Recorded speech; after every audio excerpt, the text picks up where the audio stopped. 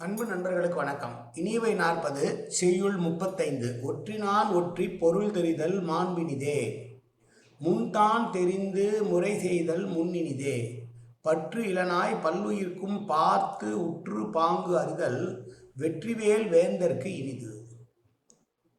அரசனானவன் ஒரு வெற்றனை நியமிப்பான்.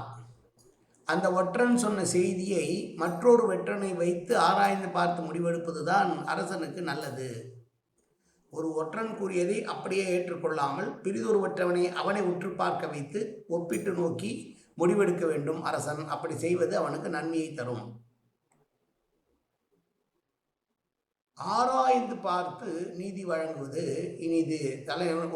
ஒரு தலைவனுக்கோ ஒரு அரசனுக்கோ ஒருவரை பற்றி ஒரு குற்றச்சாட்டு வந்தது என்று சொன்னால் அந்த குற்றச்சாட்டினுடைய உண்மைத்தன்மை, கூறுபவருடைய உண்மைத்தன்மை ஆகியவற்றையெல்லாம் ஆராய்ந்து சீர்தூக்கி பார்த்து நடுநிலைமையாய் தீர்ப்பளிப்பது அவனுக்கு பெருமை தரும். ஒரு அரசனானவன் எல்லா உயிர்களுக்கும் சமமாக பாவித்து முறை செய்தல்தான் அரசனுக்கு இனிது நன்மை பயக்கும் என்று அரசர்களுக்கும் தலைவர்களுக்கும் சொன்ன அறிவுரையான செய்யுள் இந்த செய்யுள்.